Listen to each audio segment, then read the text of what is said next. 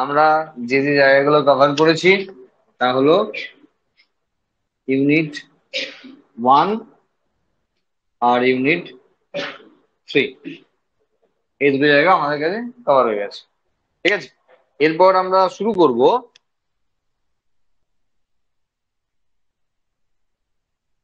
Digestion and absorption.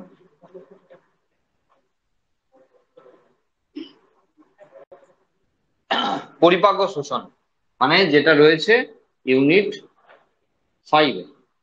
আর যদি আমরা chapter বলি তাহলে হলো সেটা মোটামুটি 14, চ্যাপ্টার 14। দেখো, আমরা বলেছিলাম এমনটাই যে অনেকদিন ধরে আমরা ক্লাসিক্যাল পার্ট গুলো পড়ছি, তো একটু স্বাদ বদল করার দরকার আছে, এবং সেই জন্য আমরা ডাইজেস্টিভ সিস্টেমে যাব এবং ফিজিওলজির একটাই মাত্র ক্লাস আমরা এখানে করব। মানে ফিজিওলজির একটাই মাত্র চ্যাপ্টার, সরি ক্লাস না, একটাই মাত্র চ্যাপ্টার এখানে করব, দিয়ে আবার নর্মালি আমরা ইউনিট 2 তে আবার ফিরে যাব। তো এখানে ডাইজেশন এন্ড অ্যাবজর্পশনের প্রথম বিষয়বস্তু যেটা আমাদের জানা উচিত সেটা হলো ডাইজেশন বা পরিপাকী। তবে সংক্ষেপে আমি বলে রাখি, আমরা এই যে চ্যাপ্টার নাম ডাইজেশন এন্ড অ্যাবজর্পশন, আমরা সংক্ষেপে ডাইজেস্টিভ সিস্টেম বলি।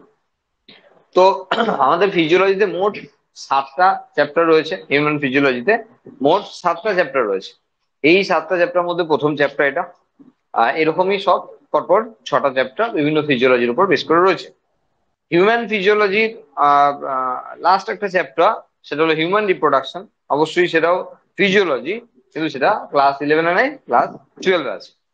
ওকে, তাহলে 7টা চ্যাপ্টার ফিজিওলজির আমরা এখানে পাবো। তো আমরা যখন ওই সেল, সেল থেকে টিস্যু, টিস্যু থেকে tissue system, organ, organ system, body, এইভাবে যখন বারবার আলোচনা করেছি, একবার নয় একাধিকবার আলোচনা করেছি, তখন আমরা দেখিয়েছি যে অর্গান তারপরে অর্গান সিস্টেম, তাই তো, অর্গান তারপরে অর্গান সিস্টেম। তার মানে কোনো একটা পার্টিকুলার সিস্টেমের ক্ষেত্রে, অর্গান সিস্টেমের ক্ষেত্রে কি হয়, একটা পার্টিকুলার অর্গান থাকে এবং সেই অর্গানের এগেনস্টে আরো কিছু অ্যাসোসিয়েট পার্ট যুক্ত হয়, দিয়ে অর্গান সিস্টেমটা তৈরি করে, অর্গান সিস্টেমটা তৈরি করে।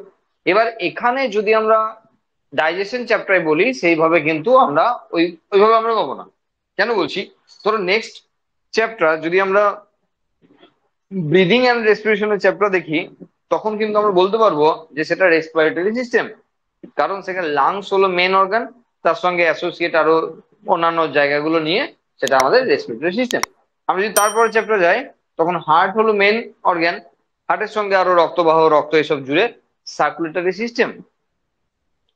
তাহলে বেশিরভাগ জায়গায় আমরা এরকম সিস্টেম পাচ্ছি, যার জন্য একটা অর্গান রয়েছে। আমরা ডাইজেস্টিভ সিস্টেমে এমন পাবো না কিন্তু যে একটা অর্গান রয়েছে তাকে অ্যাসোসিয়েট করে আরো বাকিরা রয়েছে দিয়ে একটা সিস্টেম তৈরি করেছে, এমন নয়।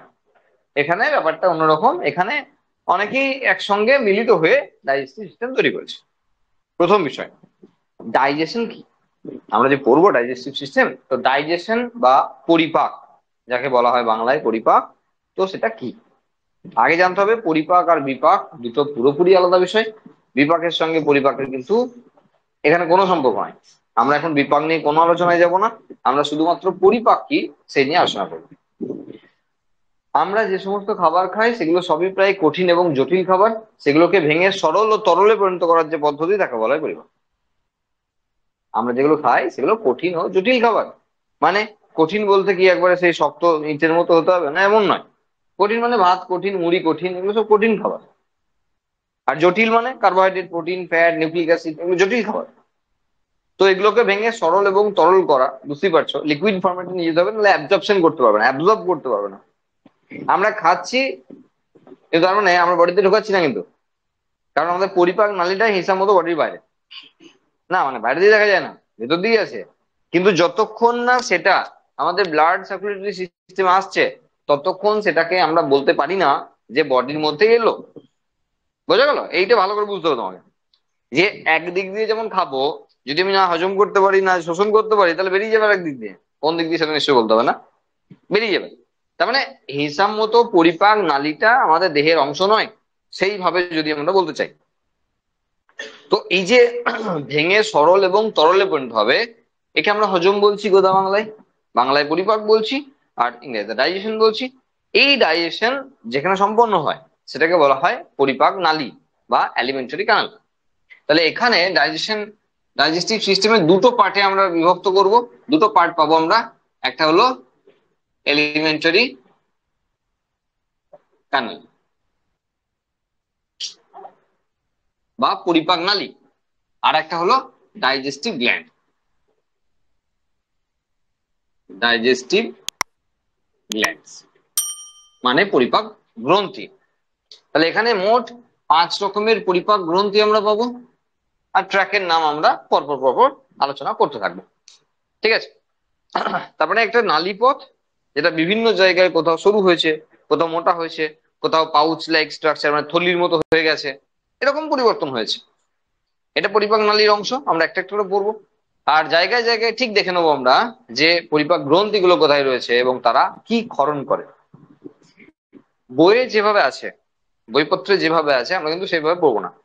কেন? বইপত্রে ধরো এরকম আছে যে আগে এলিমেন্টারি ক্যানালটা ধরেছে, দেখো শেষ পর্ব শেষ করে দিয়েছে, এরপর ডাইজেস্টিভ গ্ল্যান্ড গুলো ধরেছে, দিয়ে শেষ করেছে, তারপর ডাইজেশন শুরু করেছে, শেষ করেছে, দিয়ে অ্যাবজর্পশন করেছে, এরকম করে করেছে। আমরা কি করবো, একটু সাজিয়ে গুছিয়ে নেবো আমাদের সুবিধা মতো। মানে মানে হলো যখন এলিমেন্টারি ক্যানালে কোনো একটা পার্ট পড়ছি, সেই পার্টের সঙ্গে অ্যাসোসিয়েট যে গ্ল্যান্ড তাকে আমরা ওর সঙ্গেই পড়ে নেবো। তাহলে সময়টা একটু কম লাগবে আর আমাদের বুঝতেও সুবিধা হবে। একটার পর একটা পার্ট আমরা পড়তে পারবো, একটা কনসেপ্ট ক্লিয়ার হবে। বোঝা গেল? তাহলে আমাদের পড়ার সময় বাড়ি গিয়ে একটু অসুবিধা হবে, আমরা একটু উল্টে পাল্টে নিয়ে আমরা পড়ে নেবো। এটুকু নিশ্চয়ই আমরা করতে পারবো, সায়েন্সে আমরা ভর্তি হয়েছি, এটুকু করতে পারবো। আমরা এলিমেন্টারি ক্যানালে সেই পার্টটা পড়বো, ডাইজেস্টিভ গ্ল্যান্ডে গিয়ে সেই পার্টটা পড়ে নেবো। এইভাবে আমরা অ্যাডজাস্ট করে করে পড়বো, ঠিক আছে? তাহলে ব্যাপারটা ভালো বোঝা যাবে।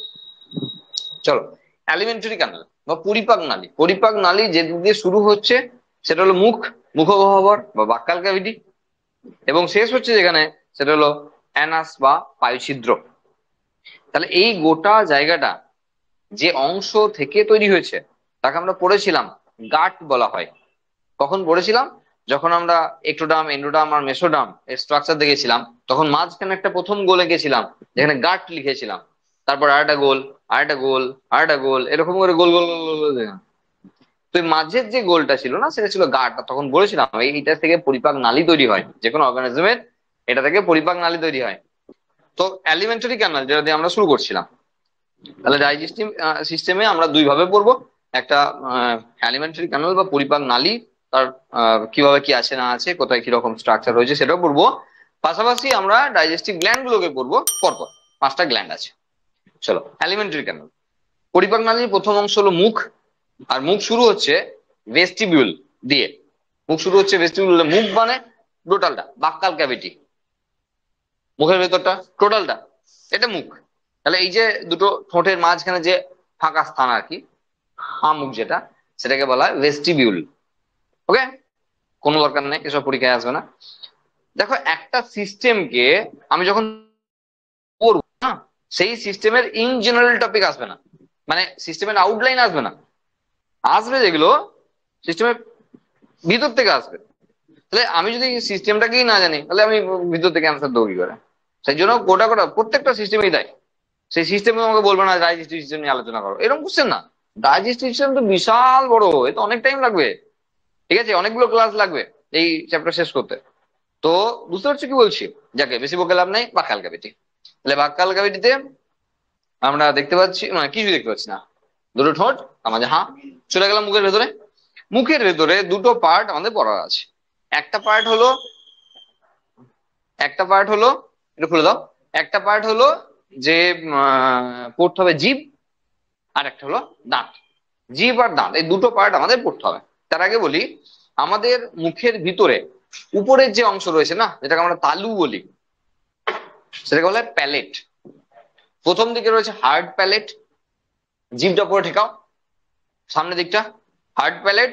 আর একবার ওই জি মানে একদম শেষের দিকে নিয়ে যাও, গলার কাছে, দেখো নরম নরম, সফট প্যালেট। তাহলে হার্ড প্যালেট আর সফট প্যালেট। হার্ড প্যালেটটা একবার জিভ বুলিয়ে দেখো এদিক ওদিক করে, দেখবে খোঁচা খোঁচা, এবড়ো খেবড়ো, ওগুলোকে বলা হয় রুগী, না পেশেন্ট না। এই রুগীর স্পেলিং ও রুগী, আর জি রুগী, হ্যাঁ। তো কোনো পরীক্ষায় আসবে না, এসব নিয়ে কোনো চাপ নাই, পরীক্ষায় আসবে না। তাহলে প্রথম দিকটা হার্ড প্যালেট এই জন্য করেছে, যে আমরা অনেক সময় এমন হবে যে আমাদের খাবার খাবো, শক্ত খাবার, সেটা চিবাতে গিয়ে উপরের যদি পোর্শন যদি নরম হয় তাহলে ছিঁড়ে ঘুরে যাবে। সেই জন্য ওটা আস্তে আস্তে শক্ত করে দিয়েছে। এবার অনেকে ধরো দান নাই, হ্যাঁ, ওই ফুগলে ফাগলে খায় আর কি। যাই হোক, বুঝতেই পারছো বুড়ো মানুষেরা, তো তখন তো ওই দিই ভরসা। তাহলে সেটা যদি নরম হয় তাহলে খাওয়ার ক্ষেত্রে অসুবিধা হবে। নো ডাউট যে সেখানে শক্ত করার ব্যাপার আছে। পিছন দিকটা আমাদের পরিপাক নালীর ভিতরের অংশ শুরু হয়ে যাচ্ছে মোটামুটি, আর সেই জন্য অংশ তো নরমই আছে, কোনো অসুবিধা নাই, পরীক্ষায় এসব কিছু আসছে না। আচ্ছা, দুটো পার্ট আমরা আসবে বলছি, দুটো পার্ট থেকে কোশ্চেন আসবে টুকটাক। একটা হলো জিভ আর একটা হলো দাঁত। তো প্রথমে মা খালি জিভটা এঁকে নিই, দিয়ে আমরা একটু আলোচনা শুরু করবো। এই হলো মোটামুটি একটা জীব। এবার জীবের ক্ষেত্রে আমরা নিশ্চয়ই জানি এই বয়সে যে কোন অংশে কোন স্বাদ গৃহীত হয়। জিভের যে সামনের দিকের অংশ সেখানে মিষ্টি স্বাদ গৃহীত হয়, জিভের যে পিছন দিকের অংশ সেখানে তেতো, আর দুপাশের যে অংশ রয়েছে এবং মাঝের অংশ মিলিয়ে বলতে গেলে, হ্যাঁ, সেটা হলো নুন মানে নোনতা এবং টক, এই স্বাদগুলো গৃহীত হয়। তার মানে যদি আমাকে মা জোর করে উচ্ছে ভাজা বা নিমপাতা খাওয়াবার চেষ্টা করছে, তাহলে নিয়ে গিলে নিতে হবে, ফট করে নিয়ে আগে গিলে নিতে হবে, যেন ওই অংশের টাচ না হয়। তাহলে এই অংশ যদি টাচ না করে গিলে নিতে পারো তাহলে তেন্তটা লাগলো না, বাকিটা পেট বুঝবে না, পেট বুঝে নেবে, তুমি তো চিবাও নি, বাকিটা পেট বুঝে নেবে, কি আর করবে, এটা হলো বিষয়। আর যদি মিষ্টি স্বাদ পেতে হয় তা জিভে শুধু সামনের পোর্শনটা দিয়ে একবার চাকলি বোঝা যাবে যে ব্যাপারটা মিষ্টি আছে কিনা। তার মানে তুমি সেই অর্থে যদি বলো যে স্যার জিভের সামনের অংশটা যদি উচ্ছে নিয়ে ঠেকায় তাহলে আমি দিতে পাবো কিনা, হ্যাঁ একটু পরে পাবে, সঙ্গে সঙ্গে পাবে না, একটু পরে পাবে। কি করে? ভিজে তো গোটাটা, তো সেই অর্থে কিন্তু ওখানে পৌঁছে যাবে, এইভাবে পাবে। কিন্তু জেনারেলি তোমার পাওয়ার কথা নয়। ওকে, বাদ গেল একটা স্বাদ না, ঝাল। ঝাল কোনো স্বাদই না, ঝাল আদতে কোনো স্বাদই না। ঝাল কি সেটা আমাকে বুঝতে হবে একটু, হ্যাঁ, যে ঝাল আমাদের কেন লাগে, কখন লাগে। দেখো, এখানে আমরা জীবটার মধ্যে একবার যদি দেখি, জীবের তো জেনারেলি যদি ঠিকঠাক কালার বলো, কোনো রোগ বালাই নাই এমন যদি হয় তাহলে পিঙ্ক কালারের জীব হবে। এবার ডাক্তারবাবু জীবটা বার করুন, হ্যাঁ করে একবার বার করো। জীব অনেক কিছু কথা বলে, মানে জীব তো কথা বলেই, কিন্তু জীব রোগের ক্ষেত্রে বহু কথা বলে। জীব দেখে ডাক্তারবাবু অনেক কিছু ডিটেক্ট করতে পারে যে সে কেমন আছে, তার শারীরিক কন্ডিশন কেমন আছে। সেই জন্য দেখবে হোমিওপ্যাথি থেকে অ্যালোপ্যাথি সমস্ত ডাক্তারবাবুরাই কিন্তু জীবটা একবার বড় করে বার করুন দেখি, জীব দেখার একটা দরকার আছে। তো সেই জীব যদি আমরা একবার দেখি লোকজনের, পরে বাড়ি গিয়ে দেখবো, লোকজনের জীব যদি একবার দেখি তা দেখবো যে এরকম উঁচু উঁচু এরকম অংশ আছে, গোটা জীব জুড়ে এরকম উঁচু উঁচু উঁচু উঁচু অংশ আছে, যেগুলোকে বলা হয় প্যাপিলি, যেগুলোকে বলা হয় প্যাপিলি। এবার প্যাপিলি, এখানে প্যাপিলির আবার ভাগ ডাক আছে, অনেক বই ভাগ থাকবে, কোনো প্রয়োজন নাই। হ্যাঁ, আমরা বহু কিছু নিয়ে আলটিমেট নিয়ে যেতে পারবো না, হ্যাঁ, শুধু পড়াই হবে আর কিছু হবে না। তো প্যাপিলির যে সমস্ত ভাগ আছে সেগুলো পড়ার কোনো দরকার নেই। তাহলে প্যাপিলি কি শুধু জানলেই হবে, তাও পরীক্ষায় আসবে না। ঠিক আছে, আমরা একবার জানবো ব্যাপারগুলো কি। এগুলো অ্যাকচুয়ালি যে প্যাপিলি গুলোর কথা বলছি না, এগুলো অ্যাকচুয়ালি টেস্ট বার্ড, স্বাদ করুক। মানে এটা যেমন উঁচু দেখতে লাগছে না, ব্যাপারটা এরকম নয়, ব্যাপারটা হলো ঠিক এরকম, এরকম। মানে দুই দিকটা উঁচু রয়েছে, দুই দিকটা উঁচু রয়েছে, মাঝখানে কিন্তু কিছু খাল। মানে এরকম বিষয় যে ধরো প্যান্ডেল করার জন্য ধরো বাঁশ পুঁতবে, তো মাটি খুঁড়ে তুলেছে, মাটিগুলো কোথায় রাখে? সাইডে রাখে। এবার মাটি মানে গর্ত করা আছে, মাটিগুলো উপরে তোলা আছে চারিদিকে, এমন অবস্থায় তুমি দূর থেকে শুয়ে দেখছো, কেমন দেখো? তুমি দেখবে উঁচু দেখছো, তুমি দেখবে উঁচু, কিন্তু আদৌ তো একটা খাল আছে। বোঝা গেল কি বললাম? তো সেই রকম দুপাশে উঁচু আমরা যেটা দেখতে পাচ্ছি প্যাপিলা মানে উঁচু উঁচু অংশ, কিন্তু ভিতরে একটা খাল আছে। এবার এর মধ্যে আমাদের যে নিউরন, নিউরনের যে ডেনড্রাইট, সেই ডেনড্রাইটের পোর্শন গুলোর এন্ডিং গুলো এখানে আছে। বোঝা গেল? আমরা নিউরন সম্পর্কে সবাই একটু আধটু আহ অবগত আছি, হ্যাঁ। তো তার এন্ডিং গুলো এখানে আছে, যারা নার্ভ ইম্পালস কন্ট্যাক্ট করবে, নিয়ে যাবে। আমরা যখন খাচ্ছি সেই খাবার যখন সামান্য হলেও লিকুইড ফরম্যাটে আসছে, তখন সেটা এই অংশের মধ্যে গিয়ে পড়ে, এই অংশের মধ্যে গিয়ে পড়ে, আর এখান থেকে কেমিক্যাল রেসপন্স এরা নিয়ে পৌঁছে দেয় ব্রেনে। জিভে আমি যখন খাচ্ছি না, আমি জানি না কি খাচ্ছি, এখানে লোড করা আছে। যদি চেনা পরিচিত খাবার হয় তাহলে এখান থেকে বলে দেবে যে কি খেলাম, আর যদি অপরিচিত কোনো খাবার নতুন খাচ্ছি, তাহলে মেমোরাইজড করে নেবে। পরের বার আমরা বলতে পারবো ঠিক কি খেয়েছিলাম। মানে তোমাকে চোখ বন্ধ করে যদি একটা ফুচকা খাইয়ে দেয়, ফুচকা, এই দোকানের ফুচকা, বলবি তো আগে, মানে দোকানটাও বলে দেবে। কারণ পরিচিত, বারবার খাই, ওই দোকানে খুব ফুচকা ভালো লাগে, তো বাড়ির তোমার বাবা তোমাকে নিয়ে এসে দিয়েছে। আর ফুচকা একবার মুখে নিয়ে বলেছ, আচ্ছা ওই দাদার ফুচকা, বুঝতে পেরেছি, দারুণ হয়েছে, দারুণ। এটা মেমোরাইজ করার ব্যাপার আছে। তার মানে জিভে রেসপন্সটা রিসিভ হয় মাত্র, সেই কেমিক্যাল রেসপন্সটা নিয়ে ব্রেনে গেলে সেখানে যদি পরিচিত হয়, তাহলে একটা স্বাদ বলবে, আগেকার কোনো চেনা পরিচিত স্বাদ। আর যদি নতুন কোনো খাবার তোমাকে খাওয়াচ্ছে কেউ, তাহলে নতুন একটা স্বাদ মেমোরাইজড হবে, যা রইলো পরের বার চিনতে পারবো। এবার তোমার যদি ভুলে যাওয়ার রোগ থাকে গাজনির মতো, তাহলে ভুলেও যেতে পারো। তো প্রতিবারই উচ্ছে খাওয়ার সময় মনে করছে না যে এটা কি নাম রে বাবা, এটা কি কি বলে রে বাবা, এরকম হতে পারে। মজার কথা বলছি, এই যে জায়গা আমরা আলোচনা করছি, এখানে তাহলে তোমাকে যদি ভালো ধরো জিভটা একদম শুকিয়ে নিয়ে বার করে দিলে, দিয়ে তোমাকে একটা বিস্কুটের টুকরো ধরো জিভের উপর নামিয়ে দিল কেউ, কি মনে হয় স্বাদ পাবে? স্বাদ কিন্তু পাবে না, স্মেল পাবে। মানে ওই বিস্কুটের যে গন্ধ আছে, যে ফ্লেভার আছে, তার গন্ধটা পেতে পারো, কিন্তু স্বাদটা সেই মুহূর্তে পাবে না, একটু পর পাবে, যখন ভিজে যাবে তখন আস্তে আস্তে তুমি স্বাদটা পাবে। আমার বলার উদ্দেশ্য কি, যে আমরা যখন খাবার খাচ্ছি, খাবার যখন শুকনো আছে, আমরা জানি রুটি যে বলে মিষ্টি লাগবে কেন, এসব আমরা ছোটবেলায় পড়ে এসেছি। তো রুটিটা যখন নিয়ে আরম্ভ করলাম তখন ভালো লাগছিল না, তো যখন চেবালাম না, তারপরে কিছু পরিবর্তন হয়, সেসব পরে শুনবো। তো সে মানে লিকুইড হয়েছে, আর সেই লিকুইডটা এখানে এরা কেমিক্যাল সিগন্যাল নিয়ে চলে গেছে।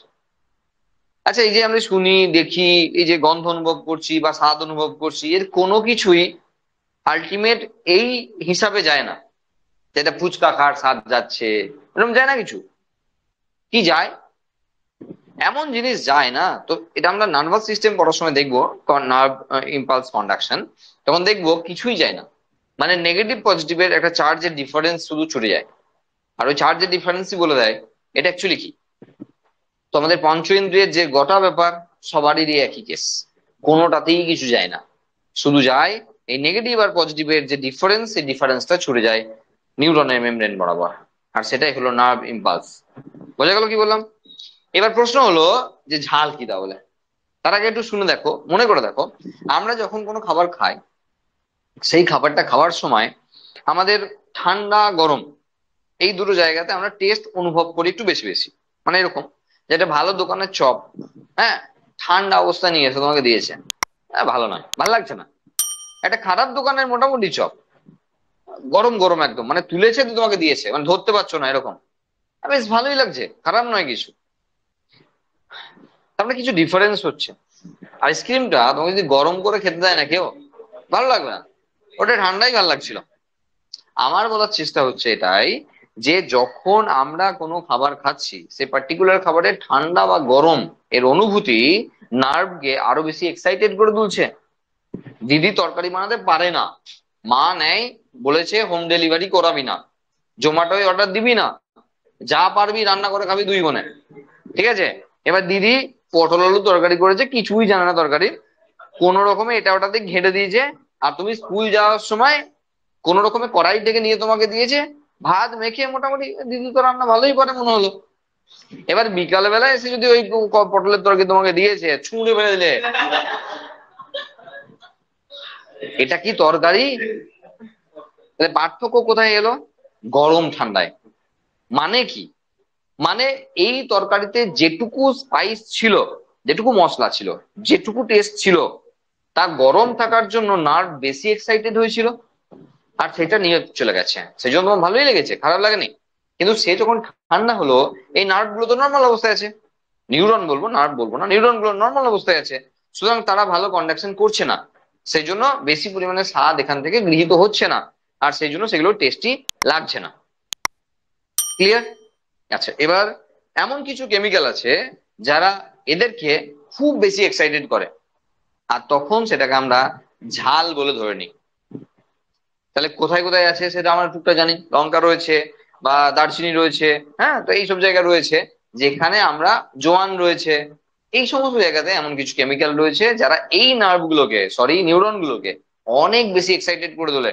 আর সেই জন্য বারবার এক্সাইটমেন্ট যখন নিয়ে যায় এরা, তখন সেটা কি আমরা ঝাল বলে ধরে নিই। উপায়, কুকুরের মতো জিভটা বার করে বসে থাকতে হবে যাতে লালাক্ষরণ হয়। মানে আলটিমেট যেটা করতে হবে তোমাকে এখান থেকে এটাকে বের করে দেবে। এখানে যে কেমিক্যাল গুলো পড়ে আছে ওটাকে ওয়াশ আউট করতে হবে। এবার সেটা তুমি জল খেয়ে কুলকুচি করে ফেলে দিতে পারো, তাড়াতাড়ি হবে। কেউ কেউ তো আমরা মিষ্টি খাই বসে বসে, না মিষ্টি খেয়ে কি আর ঝাল যায় নাকি? এটা কোনো বিষয় না, সে মুড়ি খেলেও ঝাল যেত। এটা বিষয় না, তোমার মেন বিষয় হলো, ফান্ডা হলো এখানকার জিনিসপত্র গুলোকে বের করতে হবে। সেটা যদি আমি জল খাই যত কাজ হবে, তুমি যদি কুলকুচি করে ফেলে দিই বারবার, তাহলে আরো বেশি কাজ হবে। না আদৌ তুমি জিভ বার করে বসে থাকো, লালাক্ষরণ হোক ও ধুয়ে ধুয়ে সব বেরিয়ে যাক, তাহলে আস্তে আস্তে ঝাল কেটে যাবে। বোঝা গেল কি বললাম? জিভ নিয়ে আমার তেমন কিছু বলার নাই, তোমাদের যদি বলার থাকে বলতে পারো।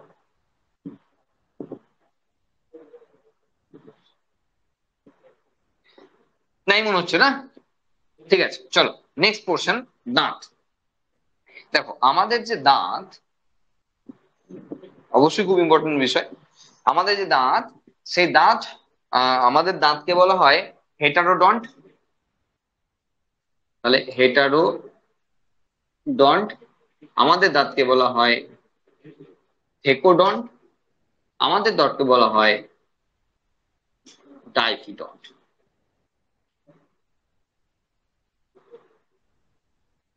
ঠিক আছে, এগুলো কেন বলা হয় দেখো, তার আগে আমরা একবার দেখে নিই দাঁতের ব্যাপার স্যাপারগুলো। এটা যদি নাক বরাবর জায়গা হয় মোটামুটি, তাহলে তাহলে মাঝের জায়গাটা ধরে নিলাম, তাহলে এখানে প্রথমেই আমরা দুটো কোদাল কোদাল দাঁত পাবো। আচ্ছা তার আগে আমরা বলে নিই, আমাদের দাঁতকে এই যে ডাইফিডন্ট বলা হচ্ছে না, এর মানে হলো আমাদের দুইবার দাঁত বেরোয়।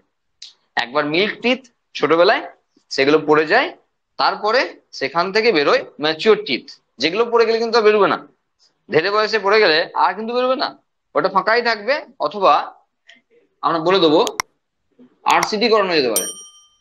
পরে আসছি। তাহলে আমাদের দাঁত দুইবার বেরোয়, সেই জন্য বলা হয় ডাইফিডন্ট। ডাই মানে দুই, তাহলে ডাইফিডন্ট। ওকে, দুধ দাঁতের সংখ্যা কত? 20, এবং ম্যাচিওর টিথের সংখ্যা হলো 32। এটা আমরা সবাই জানি। আচ্ছা আমরা 32-এর ক্যালকুলেশন করবো, 20 ক্যালকুলেশন পরীক্ষায় পড়ে না, সেটা জানার দরকার নেই, আমাদের 20টা দাঁত আছে জানলেই হবে।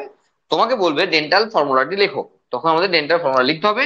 ইনসাইজার 2/2, ক্যানাইন 1/1, প্রিমোলার 2/2, আর মোলার 3/3। এটা পরীক্ষায় আসবে, একটি পরিণত দাঁতের দন্ত সংকেতটি লেখো, পরীক্ষায় আসবে। তাহলে এখানে দেখো, এখানে একটা তো বুঝলাম ডাইফিডন্ট কেন বলা হচ্ছে, কারণ দুইবার বেরোয় বলে। এখানে বলা হচ্ছে থেকোডন্ট কেন? কারণ দাঁতগুলো মাড়ির সকেটের মধ্যে গাঁথা আছে। থেকো শব্দের অর্থ হলো গাঁথা, মাড়ির মধ্যে গাঁথা আছে। আমরা দাঁতের যে পোর্শনটা দাঁত বের করে দেখতে পাচ্ছি না, এটা দাঁতের 1/3 অংশ, মানে যতটা দেখতে পাচ্ছি তার 2 ভাগ এখনো ভেতরে গাঁথা আছে। তো এই সকেটের মধ্যে গাঁথা আছে বলে, হাড়ের সকেট আছে, হাড়ের সকেটের মধ্যে গাঁথা আছে, সেই জন্য আমাদের দাঁতকে বলা হয় থেকোডন্ট। এই যে এটা থেকোডন্ট। ওকে, আর হেটারোডন্ট বলা হচ্ছে তার কারণ এখানে যে আমাদের দাঁতগুলো বিভিন্ন রকমের, কোনটা কোদাল, কোনটা কুড়ুল, কোনটা টাকনা, হ্যাঁ এরকম টাইপের আর কি দেখতে। সেই জন্য আমাদের দাঁতকে বলা হয় হেটারো মানে আলাদা, ডন্ট মানে দাঁত, তাহলে হেটারোডন্ট বলা হচ্ছে। দেখো একবার, তাহলে এখানে দুটো, দেখো দেখো ইনসাইজার 2/2, তাহলে এখানে প্রত্যেকের যদি একবার দাঁত বের করে দেখো, তাহলে আমরা দেখতে পাবো যে এখানে ইনসাইজার, যদিও 2/2 এর অর্থ হলো এটা, কথা বললাম না, 2/2 তার মানে এইদিকেও আছে আর আছি না, এক সাইড না আছে। তাহলে মোট কটা হবে ইনসাইডের সংখ্যা? 8টা, কারণ আমরা একটা সাইডের কমপ্লিট, মানে একটা সাইডকে আমরা এখানে দেখাচ্ছি। ওকে, তো 2/2। আচ্ছা এই দাঁত কি কাজে লাগে? কাটতে, কোনো কিছু কাটতে, কামড়ে দিতেও লাগে, মানে কাউকে কাটতে মানে তো কামড়ে দেওয়া।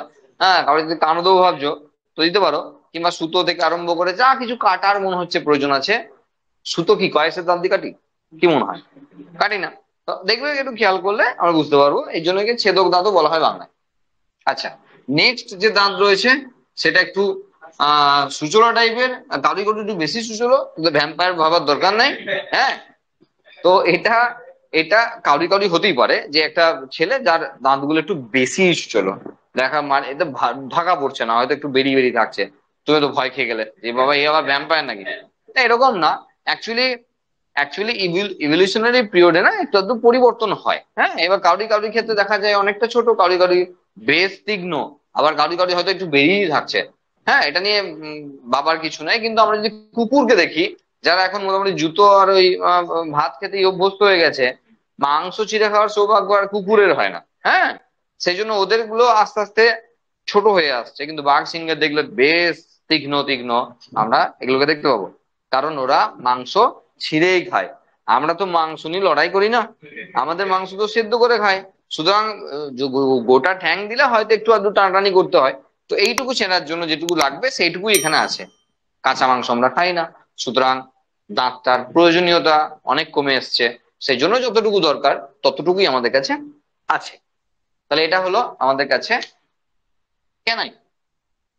এরপর এরপর রয়েছে একদম সেই ধ্যাবা ধ্যাবা দাঁত, যাকে বলে মোটা মোটা চওড়া চওড়া দাঁত শুরু হয়ে গেল, যাকে বলছি প্রিমোলার। প্রিমোলার কয়েসের দাঁত বলি, এখান থেকে শুরু হয়ে গেল কয়েসের দাঁত।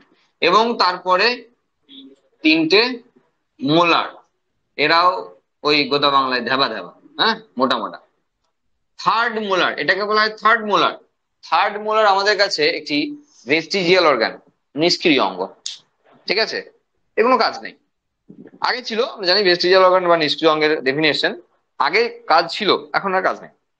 তা তোমার যদি মনে হয় এই দাঁতটা নড়ে গেলে বা পড়ে গেলে ভালোই হয়েছে, যা, আর দরকার নাই। এখানে সত্যিই দরকার নাই, কিন্তু একটু অসুবিধা আছে, সেগুলো পাশের দাঁতটা সাপোর্ট হবে, পাশের দাঁতটা দুদিন পর নড়তে আরম্ভ করে দেবে। না, এইটুকু কাজ আছে এর। হ্যাঁ, পাশের দাঁতটাকে সাপোর্ট দিয়ে রেখে দিয়েছে, নাহলে এটা পালিয়ে গেলে আবার ওটা নড়বে, ওটা পালিয়ে গেলে আবার তারপর এটা নড়বে, তারপর এটা, বুঝতেই পারছি আমরা, নড়তে থাকবে। তাহলে এই যে বিভিন্ন ধরনের দাঁত রয়েছে, এই জন্য বলা হয় হেটারোডন্ট। হেটারো মানে বিভিন্ন। তাহলে আমাদের দাঁতকে কেন টেকোডন্ট বলা হয়, আমাদের দাঁতকে কেন ডাইফিডন্ট বলা হয়, বা আমাদের দাঁতকে কেন হেটারোডন্ট বলা হয়, সেগুলো আমরা এখান থেকে বুঝতে পারছি। ওকে, তাহলে দেখো যদি আমরা এখান থেকে দেখি, তো এই জায়গা পর্যন্ত এখানে 8, তাহলে এখান থেকেও একই 8, তাহলে এইদিকে 8 এবং এদিকে 8, টোটাল এক একটা পার্টিতে 16টা করে দাঁত আছে, 32টা দাঁত আমাদের আছে। তাহলে এখানে ফর্মুলাটা পরীক্ষায় আসতে পারে, এই টার্মগুলো আমাদের জানতে হবে। এবার আমাদের কাজ হলো যে একটা দাঁতের ক্ষেত্রে আমরা একটু সেকশনাল ভিউটা দেখবো। একটা দাঁতকে এলএস করলে কেমন লাগে, কি আছে না আছে তার ভেতরে, সেটা আমাদের একবার দেখতে হবে। আমরা দেখি একবার, দেখো, একই কম বেশি একই কাজ, এগুলো সব কয়েসের দাঁত।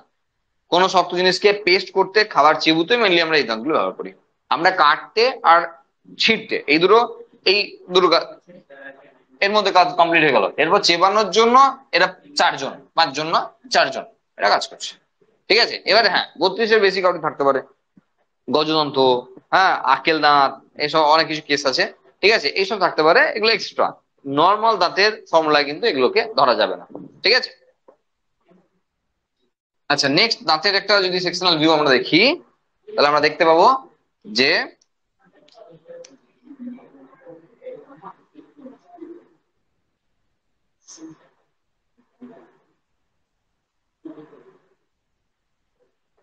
এরকম ভাবে দেখো এইটুকু পোর্শন আমরা দেখতে পাই। হ্যাঁ, তাহলে এইটুকু পোর্শন যেটা আমরা দেখতে অভ্যস্ত, এখান থেকে এইটুকু পোর্শন, সেটাকে বলা হয় ক্রাউন। এরপর যেটা মাড়ির মধ্যে রয়েছে মোটামুটি সেটা নেক। আর তারপর আরো নিচের দিকে আমরা বলেছি প্রায় 2 ভাগ, যতটা উপর দিকে দেখতে পাচ্ছি তার 2 ভাগ নিচের দিকে গাঁথা আছে, মানে যা মাড়ির পর থেকে ভেতর দিকে আছে, সেটা হলো অ্যাকচুয়ালি দাঁতটার রুট। বোঝা গেল? তাহলে যে পোর্শন আমরা দেখতে পাচ্ছি সেটা হলো ক্রাউন পার্ট। এবার পাশের দাঁতটা যদি আমরা একবার দেখি, পাশের দাঁতটা যদি আমরা একবার দেখি, তা দেখো এই দাঁতের শেপ কার কেমন হবে তা ডিপেন্ড করছে, ম্যান টু ম্যান ভ্যারি করছে। তাহলে এই দাঁতের মাঝে কতটা ফাঁক থাকবে তা ভ্যারি করছে। বিভিন্ন মানুষের ক্ষেত্রে কাউরি ফাঁকা ফাঁকা দাঁত, কাউরি পুরো টাইটলি প্যাক করা আছে, কাউরি অল্প স্বল্প ফাঁক আছে। তো হয় টাইটলি প্যাক করা থাক না ফাঁকা ফাঁকা থাক, দুটো ভালো। এই একটু আধটু ফাঁকা থাকলে খুব মুশকিল, বিভিন্ন জিনিস খাবো আর সব গিয়ে আটকে বসে থাকবে, আর ঝামেলা আর সীমা থাকবে না। এবার কি হবে দেখো, আমার দাঁতের পোর্শন গুলো আগে আগে দেখে নিই, তারপরে দেখছি পরে।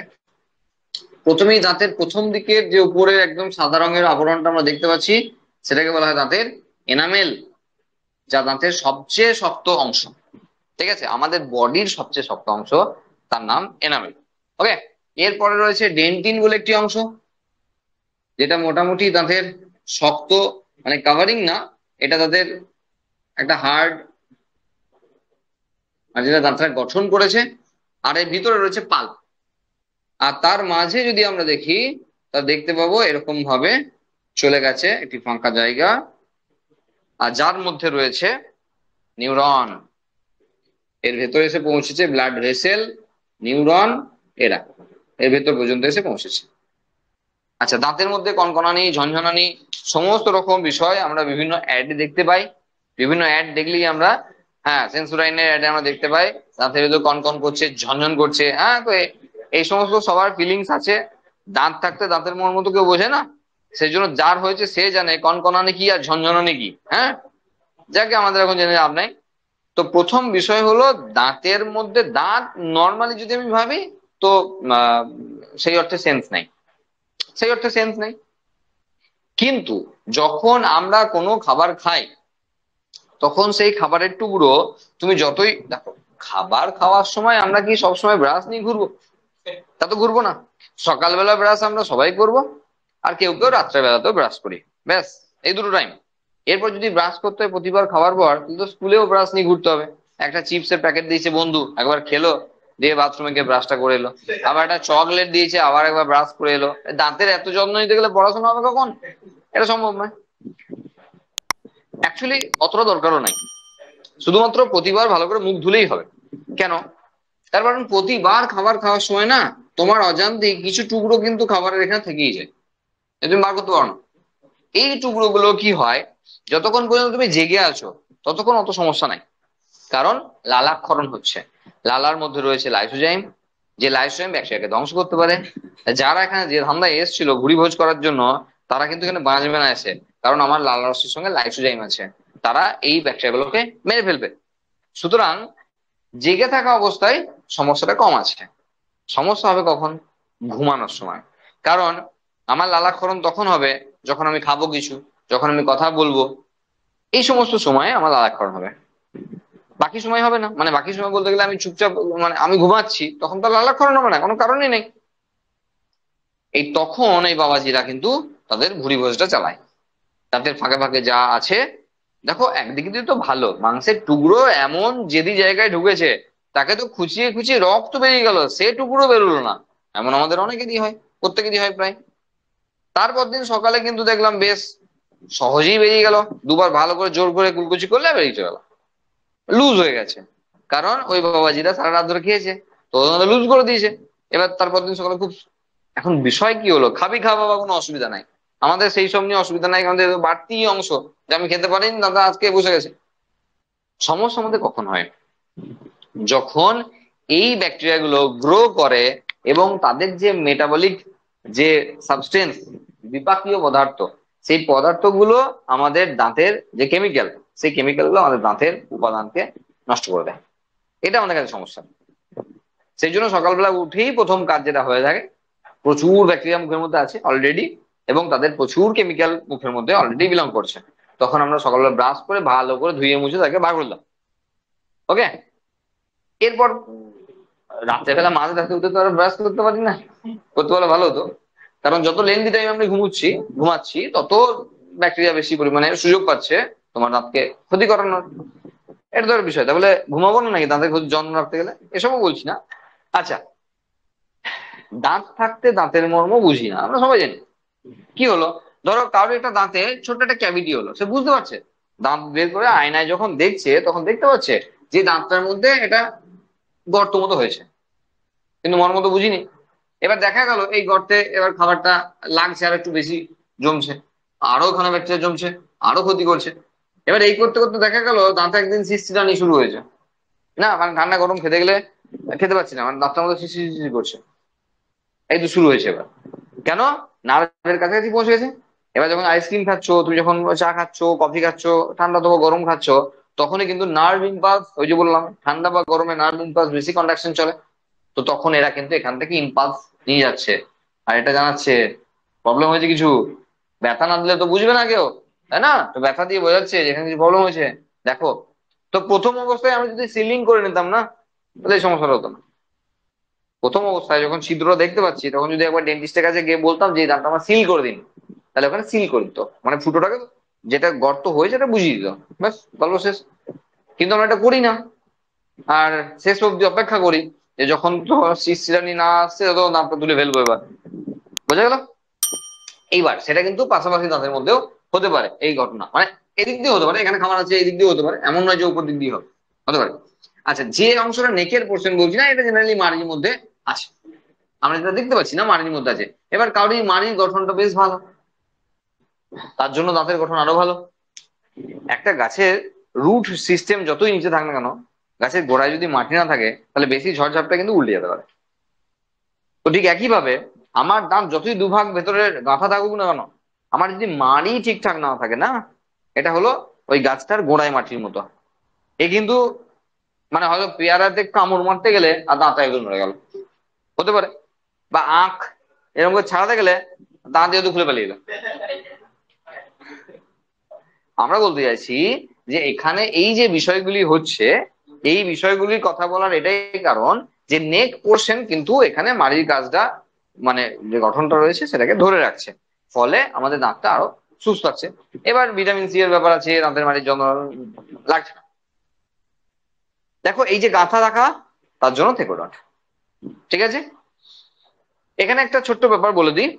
ধরো এই মেয়েদের মধ্যে, ধরো ছেলেদের মধ্যেও হতে পারে, মেয়েদের মধ্যে কেন বলছি, মেয়েদের বিয়েতে বেশি কষ্ট হবে। ধরো বাথরুমে পড়ে গেল, এমন ঠুকে পড়লো না, সামনে দুটো দাঁত আউট। এবার একটা মেয়ে যে মুখটা খুললেই দেখা যাচ্ছে দুটো সামনে দাঁত নাই, বলো এ মেয়েকে কে বিয়ে করবে? তাই না? সে মেয়ে দেখতে যতই সুন্দরী হোক না কেন, কেউ বিয়ে করতে চায় না, তাই না? তাহলে তো কি কোনো উপায় নাই? তাই আবার হয় নাকি? হ্যাঁ, মেডিকেল সায়েন্স এত উন্নত, দুটো দাঁত পড়ে গেছে, তার কোনো উপায় নাই? এই তো রয়েছে আরসিটি। আরসিটি করানো হবে, রুট ক্যানাল থেরাপি। ঠিক আছে, রুট ক্যানাল থেরাপি করিয়ে আবার দুটো ফলস দাঁত লাগিয়ে নেওয়া হবে। যদি তোমার বাবার প্রচুর পয়সা থাকে তাহলে সোনার দাঁত লাগাতে পারো, তাহলে আরো ভালো লাগবে, ছেলের বাড়ির লোক পছন্দ করবে আরো বেশি। আর না হলে নর্মাল দাঁত লাগালেও চলবে। কিভাবে করা হয় ছোট্ট একবার শুনে নেবো, কিভাবে করা হয়, পরীক্ষার জন্য কোনো লাগবে না, জাস্ট একবার করছি বলে একবার জানিয়ে দেবো। দেখো কি করা হয়। যে দাঁতটা নড়ছে অথবা যে দাঁতটা পড়ে গেছে, সেই দাঁতটার জায়গায় রিপ্লেস করতে চাইছি, তাহলে কি করা হয়, এই যে রুট আছে না, এই রুটটাকে ধরো, এটা এটা রুটটা, এটা রুটটা। এবার এটা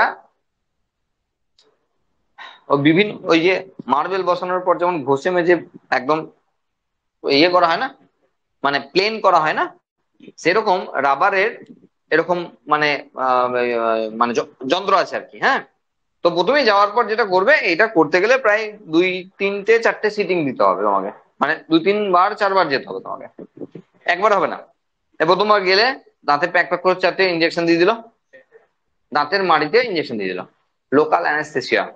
খানিকক্ষণ পর মুখটা ভারী হয়ে গেল, আর কথা বললে নিজেই বুঝতে পারছো না কথা বলছি কিনা, কারণ জিভ দাঁত সবই তো অবশ হয়ে গেছে, লোকাল অ্যানেস্থেসিয়া দেওয়া হয়েছে। যাই হোক, এটা না দিলে তুমি পারবে না, কারণ অত্যাচার যে করবে না, এখন বুঝতে পারবে না।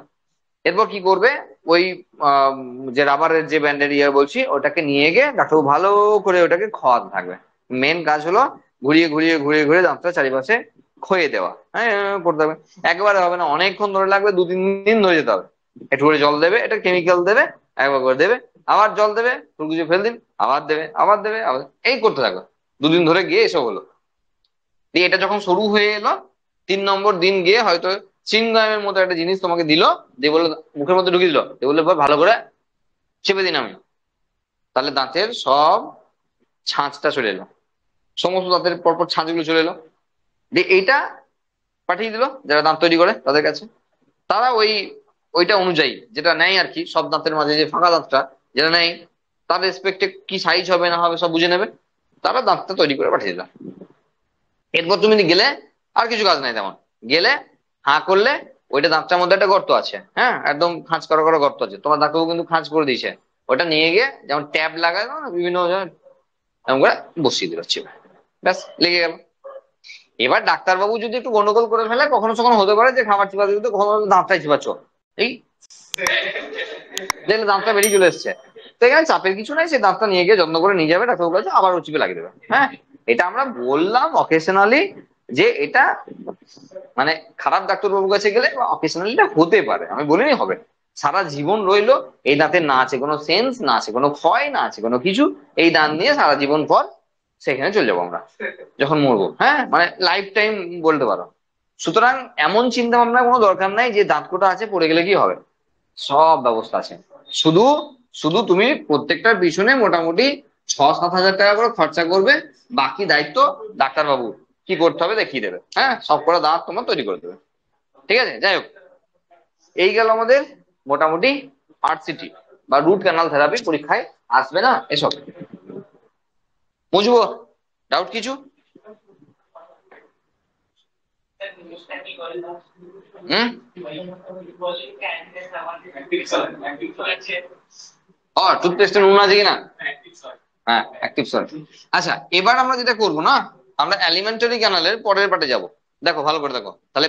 অ্যালিমেন্টারি ক্যানালের প্রথম পার্ট আমরা পড়ছিলাম মাউথ, মুখ। তো মুখের মধ্যে যাবতীয় যা আছে কমপ্লিট। মুখের পরবর্তী অংশ আমরা যাব, আর সেটা হলো অবভিয়াসলি গলবিল বা ফ্যারিংস। ফ্যারিংস, ওকে।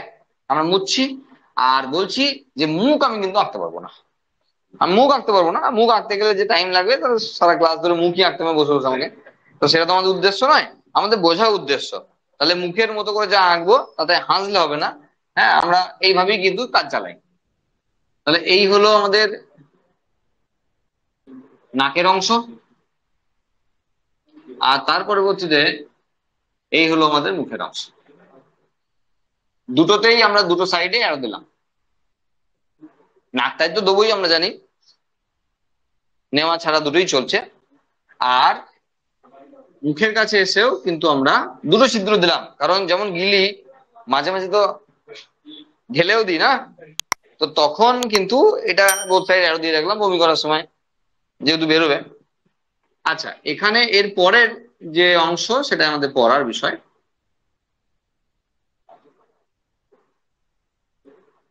দেখো, যে অংশটা আমরা পড়তে চলেছি সেটা হলো, দেখো এই যে পার্টটা, এটা আমরা পরবর্তী চ্যাপ্টারে পড়বো, মানে যখন পড়বো তখন পড়বো।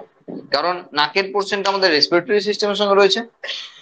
তাহলে যেখানে যেখানে আমাদের ন্যাজাল নস্ট্রিল, ইন্টারনাল নস্ট্রিল আর কি, মানে নাসা গহ্বর যেখানে উন্মুক্ত হলো, আর মুখ গহ্বর যেখানে উন্মুক্ত হলো, মানে এই যে কমন স্পেসটা আমরা পাচ্ছি না, এই কমন স্পেস যেখানে নাকের ছিদ্রপথ শেষের দিকে গিয়ে আর মুখের ছিদ্রপথ শেষের দিকে গিয়ে একত্রিত হয়ে গেছে, সেই জায়গাটার নাম হলো গলবিল বা ফ্যারিংস। এবার এখানে আমরা একটু পড়ে দিই যে এই জায়গাতে দুটো নালীপথ চলছে, এই জায়গাতে দুটো নালীপথ আছে। এটা হলো উইন্ড টিউব, মানে বুঝতেই পারছি এখানে বায়ু যা আশা করছে, মানে আমাদের শ্বাস বায়ু যা আশা করার জায়গা, মানে এই চ্যানেল যাচ্ছে ফুসফুসে। আর এটা আমাদের ফুড টিউব, ফুড টিউব যা যাচ্ছে স্টমাকে বা পাকস্থলীতে। ঠিক আছে, তাহলে এখানে উইন্ড টিউব আর ফুড টিউব, আমরা এটা পরে আসছি, আগে এখানে কমপ্লিট করি। আমরা বলেছি যে কমন প্যাসেজটা হলো ফ্যারিংস। ফ্যারিংস এর তিনটে পার্ট, একটা হলো ন্যাজোফ্যারিংস, নাকের কাছাকাছি অংশ। নেজাল মানে নাক, নাকের কাছাকাছি অংশ ন্যাজোফ্যারিংস। মুখের কাছাকাছি যে অংশ ওরোফ্যারিংস, ওরাল মানে মুখ, ওরোফ্যারিংস। আর এখানটা আছে ল্যারিংস, তো সেই জন্য এই জায়গাটার নাম ল্যারিঙ্গোফ্যারিংস। বোঝা গেল? এগুলো একটু লাগবে, জানতে হবে এগুলো। তাহলে এখানে ন্যাজোফ্যারিংস, ওরোফ্যারিংস আর ল্যারিঙ্গোফ্যারিংস। ঠিক আছে, তিনটে পার্ট রয়েছে, কমন প্যাসেজ। এবার মজার ব্যাপার কি, যে খাবার আমরা খাই সেই খাবার যায় এই পথে, আর যে শ্বাসবায়ু নিয়ে আমরা কথা বলছি সেই শ্বাসবায়ু যায় এই পথে বা এই পথে, মানে এখানে একটা ক্রস এর ব্যাপার রয়েছে। আর সেখানেই মজাটা, দেখো, তার আগে আমাদের বলতে হবে যে এখানে একটা ছিদ্রপথ আছে যার নাম গ্লটিস, তার উপর একটা ঢাকনা আছে। ঢাকনাটা এরকম নয়, আমরা ছবিতে ভুলে গেছি। ঢাকনাটা এই রকমের, কিন্তু আমি আঁকবো কি করে এরকম করে? আঁকলেও বুঝতে পারবে না। সেই জন্য আমরা হুডের মতো, ফনার মতো করে দেখালাম ঢাকনাটা, ঢাকনা যেমন হয় ঢাকনার মতো দেখালাম। ঢাকনাটা আদতে কিন্তু এরকম, হ্যাঁ এরকম খোলে, ঢাকনাটা এরকম খোলে না। বোঝা গেল? পাশের ছিদ্রের নাম হলো গ্যালেট, যার কোনো ঢাকনা নাই। তাহলে এটা গ্লটিস, তার উপরে এপি গ্লটিস। এপি মানে উপরে, তাহলে গ্লটিসের উপরে এপি গ্লটিস হলো ঢাকনা। আর এখানে মানে ফুড টিউবের যে ওপেনিং, সেটাকে বলা হয় গ্যালেট। গ্যালেটের কোনো ঢাকনা নেই। বোঝা গেল? আচ্ছা, এবার দেখো যদি আমরা দেখি, তাহলে এই জায়গাতে আছে, এর পরের অংশে রয়েছে ভার্টিব্রাল কলাম, মেরুদণ্ড। মানে এর পরবর্তী অংশে আমরা মেরুদণ্ড পাবো।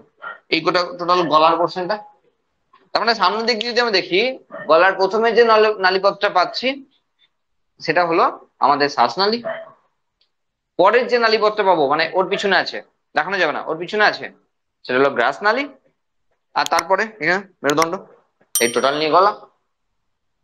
এইবার দেখো, এখানে উইন্ড টিউব যদি কুচ করে কেউ চালিয়ে দেয়, তাহলে ফুটো হয়ে যাবে, মরে যাবো। তাহলে মনে হতে পারে যে কি দরকার ছিল, এমন করতে পারতো উপরওয়ালা যে ফুড টিউবটাকে সামনে রেখে উইন্ড টিউবটাকে পিছিয়ে দিতে পারতো। তাহলে তো কেটে দিলে হতো, খাবার খেতাম, বেরিয়ে পারতো, ডাক্তারবাবু কাছে গিয়ে সেলাই করে নিতাম, মেডিকেল ঝামেলা। গলা কেটে মারতে পারতো না কেউ, আর আত্মহত্যাও চাপের ছিল। যাই হোক, বিষয় হলো যে কেন রাখেনি। দেখো, উইন্ড টিউব খুব সফিস্টিকেটেড, ও চাপ সহ্য করতে পারবে না বেশি। ওর ইউ ইউ এর মতো এরকম কাটলেজ বা তরুণাস্থিতি তৈরি। তো বেশি চাপ পেলে রেল লাইনের পাতের মতো গিয়ে আলটিমেট জোড়া হয়, ব্যাস এইটুকুই। এর বেশি চাপাচাপি করলে মুশকিল আছে। তাহলে ওকে যদি মাঝখানে দিত, তাহলে ও স্যান্ডউইচের মতোই অবস্থা। তো যখন এক গাদা ভাত নিয়ে তুমি গিললে, তখন ও তো যাবে না পথ দিয়ে, তখন হয়তো ওকে স্যান্ডউইচের মতো স্যান্ডউইচই করে দিল, ওকে চেপে দিল। আর তখন হয়তো খেতে খেতে তোমার মানে বারবার গিলবে আর শ্বাসকষ্ট হবে, গিলবে আর শ্বাসকষ্ট হবে, এইসব ঝালা হতো। এই জন্য সামনে দিয়েছে। মরার জন্য তো দেয়নি, কেউ মেরে দেবে বলেও দেয়নি। ভগবান তো জানতো না যে মানুষগুলো এত বদমাইশ, যে আমি তৈরি করেছি এত খাটাখাটনি করে এই মানুষগুলোকে, আর কেউ এসে গিয়ে চালিয়ে দেবে গলায়। এটা তো জানতো না উপরওয়ালা। ঠিক আছে, তাহলে বানাতো না এরকম করে, অন্য কোনো কিছু ভাবে বানাতো। যাই হোক, বুঝতে পেরেছি আমরা। এবার আমরা একটা জিনিস দেখি, সেটা হলো যে এই যে প্যাসেজটা রয়েছে আমরা দেখতে পাচ্ছি এখানে একটা ক্রস রয়েছে। এবার এই জায়গাতে রয়েছে, আমরা যখন রেসপিরেটরি সিস্টেম পড়বো তখন আমরা দেখাবো, এই জায়গাতে রয়েছে ভোকাল কর্ড বা ভয়েস বক্স, যেখান থেকে সাউন্ডটা বেরোয়।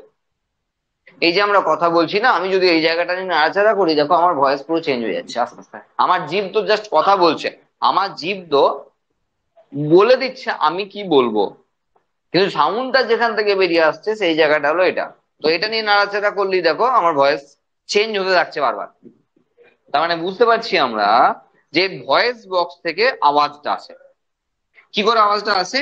যখন এখানে এয়ারটা ফিরে আসে, যে শ্বাসবায়ুটা নিয়েছিলাম সেই এয়ারটা যখন ফিরে আসে, তখন এখানে ধাক্কা লাগে, দিয়ে ওখানে ভোকাল কর্ডে ধাক্কা লাগার জন্য সাউন্ডটা তৈরি হয়। আর সেই সাউন্ডটা যখন এদিক দিয়ে বেরিয়ে আসছে, তখন আমার এখানে জিভ আছে, আর সেই জিভ নির্দিষ্ট ভাবে তার রূপ দিল আমি কি বলতে চাইছি। তা দেখো, কথা যদি বলতে হয় আমাকে এই ঢাকনাটা খুলে রাখতে হবে, আর শ্বাস বায়ু যদি নিতে হয় আমাকে ঢাকনাটা খুলে রাখতে হবে। তো শ্বাস বায়ু নেবো না কখন? সবসময় নেবো, সবসময় নেবো। তো নেবো না কখন? যখন শুধুমাত্র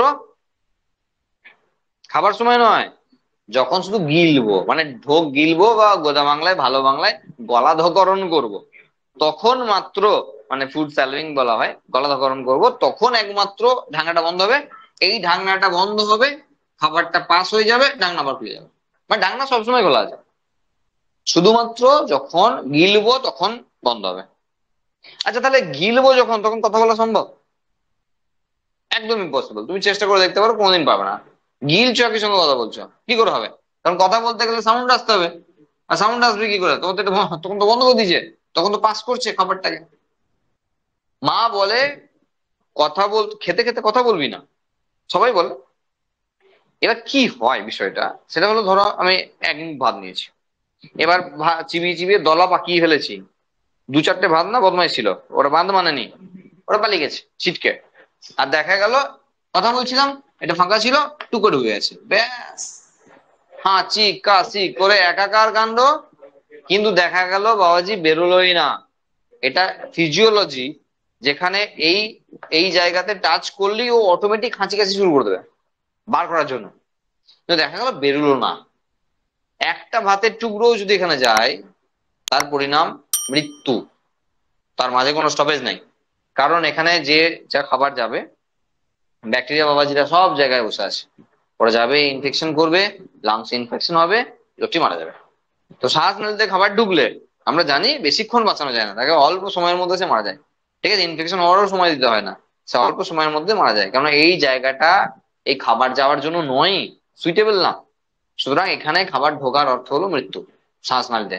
ওই জন্য খাবার খেতে খেতে খুব সতর্কভাবে খাওয়া উচিত। আমরা সব করি না, আমরা র্যান্ডামলি খাই। কিন্তু এমন ছোট ছোট ঘটনা হয়তো বাড়ির পাশে এখানে ওখানে জিজ্ঞাসা করলে দেখবে যে লুচি খেতে গিয়ে মেয়েটা মরে গেছে, কিছুই না, খেতে খেতে একটু অসাবধানতাবশত খেয়েছে, দিয়ে টুকরোটা দিয়ে ঢুকে গেছে, মরে গেছে। কিছু নেই, একদম ধরো ছোট মেয়ে, বাচ্চা মেয়ে, ইয়াং মেয়ে, একটা ইয়াং ছেলে, এরকম গাদা গাদা লোক মারা যায় যারা খাবার প্রবেশ করে যায় ওই দিক দিয়ে। আচ্ছা, এবার দেখো একটা জিনিস এখানে, তাহলে এটা তো আমরা বুঝতে পারলাম যেখানে পাস করছে এইভাবে ব্যাপারটা রয়েছে। এবার আরেকটা ব্যাপার দেখো, যখন আমরা বমি করেছি তখন কি হয়? দু একটা খাবারের টুকরো নাক দিয়ে বেরিয়ে যেতে পারে। আর তখন বুঝি কি হয় না, এইগুলো তো মনে হয় জ্বলে যাচ্ছে, মাথা ফাথা সব জ্বলে যাচ্ছে। ধরো তুমি ভাত খেয়েছো, তারপরে সিস্টেম নেয়নি আর কি, বার করে দিচ্ছে, তাহলে বার করার সময় মুখ দিয়ে বেরোতে গিয়ে দু একটা টুকরো নাক দিয়ে বেরিয়ে যেতে পারে। আর তখন আমরা বুঝতে পারি যে এই ভিতরগুলো মানে সব জ্বলছে, মনে হয় না সবারই এই সমস্ত উদ্গার আছে, ফিলিংস নিজে নিজে বুঝতে পারবে। ঠিক আছে, দেখো প্যাসেজ দুটো তাহলে এক করার কি দরকার ছিল? ফালতু বলতো, দরকার ছিল না। যখন নাক দুটো বন্ধ হয়ে যায়, একটু ঠান্ডা লেগে যখন নাক দুটো বন্ধ হয়ে যায় চ্যানেল দুটো, তখন তো মুখ দিয়েই চলে। তাহলে এত খাটাখাটনি করে এতদিন পর এত ইভলিউশনের পর মানুষ হয়েছি, শুধু নাক বন্ধ করে মরে যাবো? এ আর কি নাকি তাই? তখন মুখটা আছে, মুখ দিয়ে চালিয়ে দেবো তখন কয়দিন। হ্যাঁ, এবার বিষয় কি, নাক দিয়ে শ্বাস নিলে কি হতে পারে আর মুখ দিয়ে নিলে কি হতে পারে, সেটা নিশ্চয় আমাকে এই বয়সে আর বলে দিতে হবে না, সেটা জানো। নাক দিয়ে নেওয়ার কি সুবিধা এবং মুখ দিয়ে নেওয়ার কি অসুবিধা রয়েছে, এগুলো আর বলে ফালতু সময় নষ্ট করছি না। তো মূল বিষয় হলো যে এই জায়গাটা কমন প্যাসেজ যেখানে এইসব বিষয়গুলো রয়েছে। আমরা এর পরবর্তী অংশ আঁকবো এবং এরপরে বোর্ডে মুছতে হবে।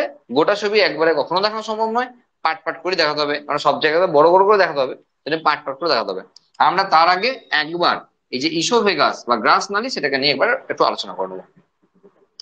ইসোফেগাস থেকে শুরু হয়ে গেল একটি মুভমেন্ট, যার নাম পেরিস্টলসিস মুভমেন্ট।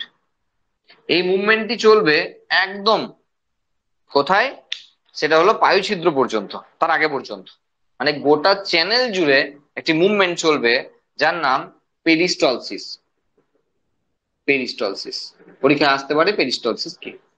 আচ্ছা, এর একজন ভাই আছে, তার নাম অ্যান্টি পেরিস্টলসিস, যার থ্রু দিয়ে বমি হয়।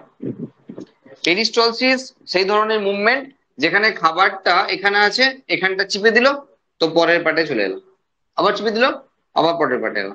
এটা অটোমেটিক হয়, এটার জন্য কাউকে কিছু করতে হয় না। মানে বলছি, ধরো একটু একটু মজা দিতে হয়, গল্প করতে হয়, তাহলে ব্যাপারগুলো বোরিং হয়ে যায়।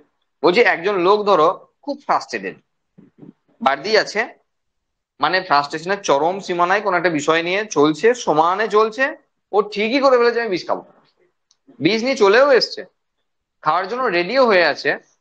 ঠিক আছে, আর দেখছে সেই মুহূর্তেও চলছে সে সমস্ত ঝামেলা ঝঞ্ঝালি চলছে, আর খেয়ে নিয়েছে, আর মনে হলো এবার সমাধান হয়ে গেল, আর কিছু করার নাই। গেলা পর্যন্ত আমার হাতে ছিল, গেলার পর কিন্তু আমার বডির হাতে চলে গেছে, বডি আমার নয়, বডির হাতে চলে গেছে। মানে এর পরবর্তী অংশটা নিয়ন্ত্রণ করছে বডি, আমি না। সুতরাং এরপরে হসপিটাল ছাড়া আর কোনো উপায় নেই, ওয়াশ টাশ করবে, আর জীবনে হবে না কোনোদিন, ভয়ে। হ্যাঁ, তো পেরিস্টলসিস মুভমেন্ট যেমন হয় খাবারটাকে নিয়ে যাচ্ছে, তেমন অ্যান্টি পেরিস্টলসিস মুভমেন্ট তার উল্টো দিকে খাবারটাকে বের করে দেওয়ার জন্য। এটা বিভিন্ন জনের বিভিন্ন কারণের জন্য হয়। কাউরির ধরো বাজে স্মেলে হতে পারে, কাউরি কিছু দেখে হতে পারে, কাউরির মোশন ভমিটিং এর কেস আছে, মানে বাসে উঠলে একটু ঘুরতে থাকলে, হ্যাঁ মোশন মোশন ক্রিয়েট হলেই তার বমি পেয়ে যায়। কারোর ওই পেট্রোল ডিজেলের গন্ধ, কেরোসিনের গন্ধ হতে পারে, বিভিন্ন জনের বিভিন্ন কারণ হয়। কারোর বদ হজম হলে তো সবার হতে পারে, মানে বদ হজম না, নামেই কেমন রয়েছে বদমাইশ বদমাইশ, মানে হজম হয়নি, হ্যাঁ, যাকে আমরা ইনডাইজেশন বলি, সেই হজম না হলে বের করতে পারে। তখন কিন্তু এই পেরিস্টলসিস মুভমেন্টটা উল্টো দিকে হয়, যাকে আমরা বলি অ্যান্টি পেরিস্টলসিস মুভমেন্ট, যার থ্রু দিয়ে স্টোমাক থেকে বা তার পরবর্তী অংশ থেকে খাবারটাকে তুলে এনে বাইরে ফেলে দিতে পারে। ওকে, এবার তো সাধারণ ব্যাপার দেখো, এর পরবর্তী অংশ স্টোমাক, আচ্ছা এঁকে নিই তারপর বলছি, এই অংশে কিছু বোঝানো নাই। আচ্ছা আরেকটা জিনিস বলার আছে, সেটা হলো এই যে গ্রাস নালী বা ইসোফেগাস, এটা অত্যন্ত মাস্কিউলার এবং হাই লেভেলের পেরিস্টালসিস মুভমেন্ট দেখাতে পারে।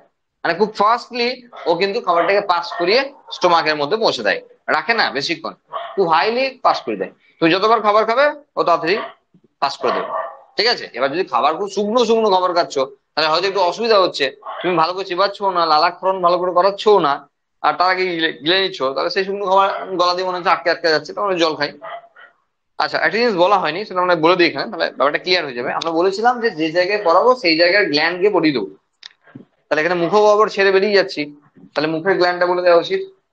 মুখের যে গ্ল্যান্ড রয়েছে সেটা হলো লালা গ্রন্থি, তাই তো, লালা গ্রন্থি, তাহলে স্যালাইভারি গ্ল্যান্ড, যেখান থেকে স্যালাইভা বা লালা রস নিঃসৃত হয়। আমাদের টোটাল 3 রকমের স্যালিভারি গ্ল্যান্ড আছে, দুটো করে, দুটো করে মানে ওই যে বাইল্যাটারাল সিমেট্রি, কানের নিচে দুপাশে প্যারোটিড গ্ল্যান্ড। প্যারোটিড গ্ল্যান্ড মানে খুব ধরো সাইকেলিং করছো, উল্টো দিকে হাওয়া দিচ্ছে, খুব জোরে জোরে কষ্ট করে করে, এইগুলো খুব ব্যথা ব্যথা করছে না, এগুলো সব ব্যথা ব্যথা করে, কারণ আলাদা। যাই হোক, প্যারোটিড গ্ল্যান্ড। আচ্ছা এই যে হাড়টা রয়েছে, কুদনির যে হাড়টা রয়েছে, এটা গোটা হাড় একটা, এই হাড়টা, এই হাড়টার নাম হলো ম্যান্ডিবল। এই ম্যান্ডিবলের নিচে আছে সাব ম্যান্ডিবিউলার। এই যে মাসেলটা রয়েছে না, এই যে গালের যে মাসেল রয়েছে না, একে বলা হয় ম্যাক্সিলারি। তাহলে ম্যাক্সিলারির নিচে মানে সাব ম্যাক্সিলারি। সাব ম্যাক্সিলারি আর সাব ম্যান্ডিবুলার একই।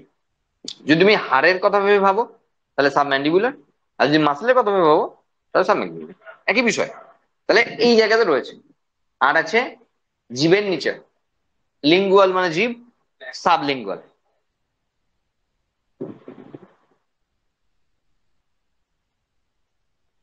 তাহলে জিভের নিচে রয়েছে সাব লিঙ্গুয়াল, বোঝা গেল?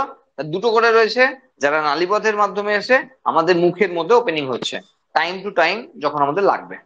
কত লাগে? জেনারেলি 1.5 লিটার মতো লাগে পার ডে।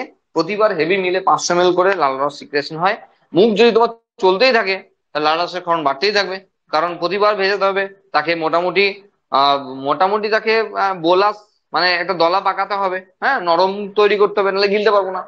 তো তোমার মুখ যদি বেশি চলে তাহলে বেশি পরিমাণে লালাক্ষরণ হবে। আর আমার মতো লোকেদের যারা প্রচুর বকে তাদের লালাক্ষরণ বেশি হবে, কারণ লালাক্ষরণ বকতেও সাহায্য করবে। কথা, আমি মুখ যদি শুকিয়ে দিই পুরো, তাহলে আমি কথা বলতে পারবো নাকি? এটা ভূত দেখেছে, যে কথা বলতে পারছে না, মানে লালাক্ষরণ বন্ধ হয়ে গেছে, তো গলা শুকিয়ে গেছে, মানে মুখ শুকিয়ে গেছে, কথা বলবে কি করে? জীব যদি না চলে, জীব যদি না চলে তার কথা বলবে কি করে? আচ্ছা আমাদের যত ঝামেলা না এই জীবটাকে নিয়ে, না জীবটাকে নিয়ে, আমার মনে হয় আগে একদিন কথা বলছিলাম জীবটাকে নিয়ে। কারণ দেখো, ধরো আমাদের দেশের প্রধানমন্ত্রী দুটো কথা বলে দিল পাকিস্তানের বিরুদ্ধে, তারপর দিয়ে যুদ্ধ লেগে গেল। দুটো কথা বলেছে শুধু, এমন সেন্সিটিভ ইস্যু নিয়ে দুটো কথা ছেড়ে দিয়ে না, ব্যাস পরের দিনে যুদ্ধ লেগে গেল, তাই না? আবার দেখো, আমি যে মানে আমরা সকলে যে কারণের জন্য এই কাজ করছি, সব কাজ করছি, আমরা বলি পেটের জন্য, না না জীবের জন্য। হ্যাঁ জীবের জন্য নয়। দেখো যদি জীবটা না থাকতো না, তাহলে মাছ মাংস দুধ ডিম আর শাক, কলমির শাক আর ঘাস, কোনটা কি কি জানতো? ঘাসই খেয়ে নিতাম, চলো সেদ্ধ করে রান্না করে। জিভটা আছে বলে এই সমস্যা, আজকে ভেজে আর ভাল লাগছে না, নন ভেজ খাবো, আজকে পিৎজা ভাল লাগছে না, আজকে একটু চিকেন মোগলাই খাবো, হ্যাঁ, মানে চেঞ্জ হচ্ছে সব ঝামেলা জিভ না। আর আমরা কথা বলার সময় উল্টো পাল্টা কথা বলে টেনে জিভ ছিঁড়ে দেবো। তার মানে জীব হলো সেই জায়গা যার থ্রু দিয়ে আমরা এসব কাজগুলো করি। যাক আমরা কথা বলছি যে এই যে নালীপথ গুলো, যারা নিটের ব্যাচে আছে তাদেরকে বলে দেবো, নালীপথ গুলো জেনারেলি আসে না, একবার মাত্র নিটে নালীপথ গুলোর নাম এসেছিল হোয়াইট নালী। এর নালীপথ গুলো একবার দেখে নেবে কি কি নালীর নাম আছে, যারা এখান থেকে এসে মুখে পড়ছে, জিভের নিচে থেকে এসে মুখে ওপেনিং হচ্ছে, আর এখান থেকে গিয়ে মুখে, এই 3টে জায়গা থেকে ওপেনিং হয়ে মুখের মধ্যে গিয়ে পড়ে। টাইম টু টাইম লালাক্ষরণ হয়, যেমন প্রয়োজন আছে তেমন লালাক্ষরণ হয়। ঠিক আছে, এবং লালা গ্রন্থি আমাদের কাছে শুধু লালাক্ষরণ, আমরা যখন লালা গ্রন্থি নিয়ে পড়ছি বলে যা বলা বললাম, কিন্তু আমরা লালা রসের উপাদান বা লালা রস নিয়ে কিছু বলিনি কিন্তু। সেটা আমরা ঠিক বলবো ঠিক জায়গায়, যখন আমরা পরিপাক করাবো একবারে সেই রসের উপাদান বলবো, সঙ্গে তার কাজ বলে পরিপাক বলে দেবো। তাহলে কি হবে, জায়গায় জায়গায় সেগুলো কমপ্লিট হয়ে যাবে। এখন পরিপাক শুরু করিনি, আমরা এখন স্ট্রাকচার পড়ছি, সেই জন্য আমাদের ওটা বলার সময় হয়নি। আচ্ছা, এটা গেল মুখ, তারপর এটা পড়ানো হয়ে গেছে। এরপর মুছে দিয়ে আমরা একবার স্টোমাকটা দেখবো।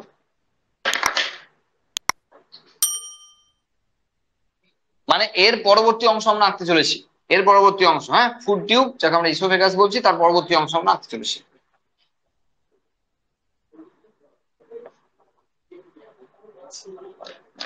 দেখো, ধরো এটা আমাদের কাছে ওই ইসোফেগাসটা নেমে আসছে। এবার দেখো, তোমাকে বুঝতে হবে যে আমাদের মুখ থেকে শুরু করে এসে যে ঢুকবে, আছে এখানে।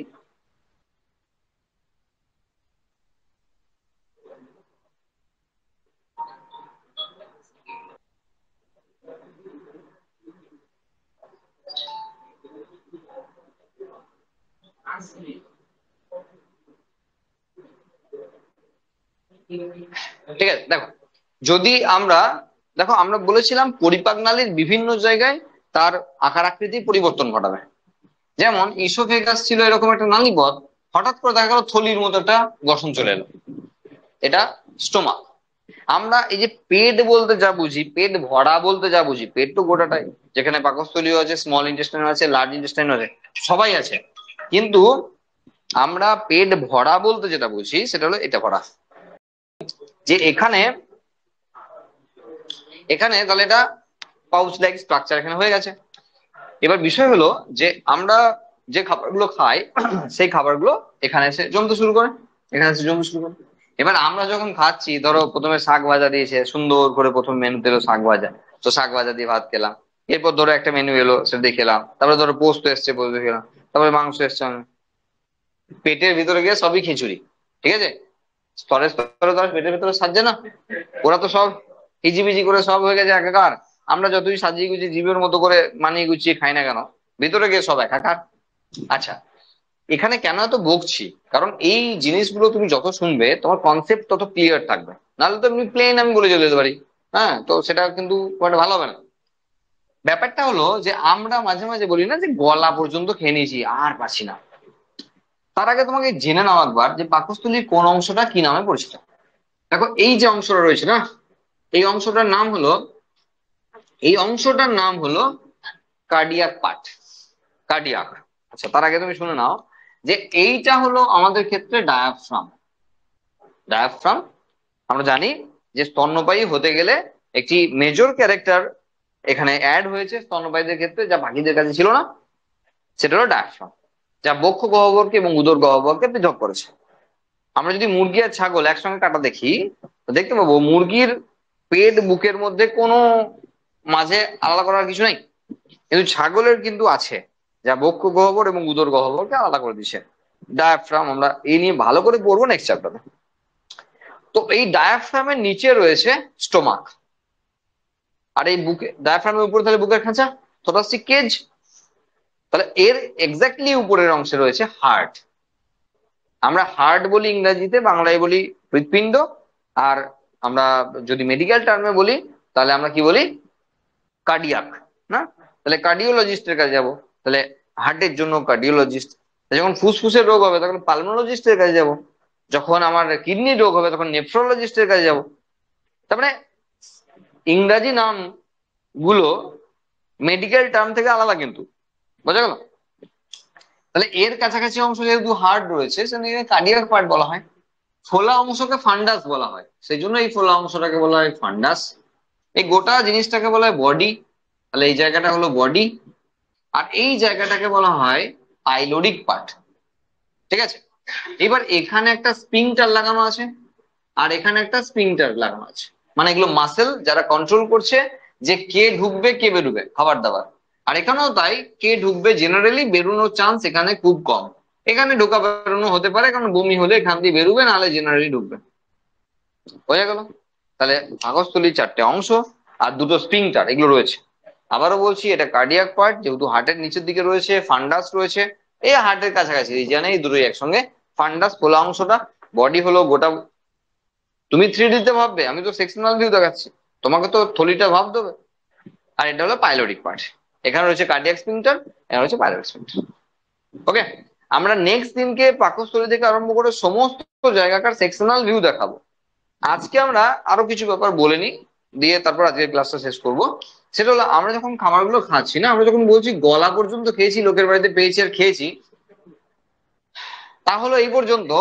যখন গিয়ে না এই যে স্পিংটার রয়েছে না, যখনই এখানে গিয়ে টাচ করতে শুরু করে না, তখনই পেট ভরে যাওয়ার সিগন্যাল মাথায় পৌঁছে যায়, পেট ভরে গেছে আর পারবো না।